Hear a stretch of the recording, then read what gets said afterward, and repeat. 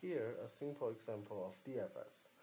So DFS, the difference between DFS and BFS is DFS keep track of a stack. So I'm going to keep track of a stack like a stack.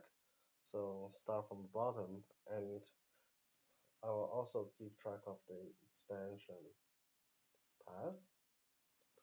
So at the beginning, when you put in something into the stack, is put in at the top. So you put in one like this, and then you pop one. Pop means expand one, and you put the popped one into the expansion path. And what you are going to do is you're going to push the successor of 1 into the stack. Successor is 2 and 3, so 2 times 1 and 2 times 1 plus 1. So 2 and 3 are going to put in like this. So that is assumption that we make. We do not push 2 first and push 3. We're going to push them in the reverse order. So basically, the the order we're actually going to expand is we are going to expand 2 next.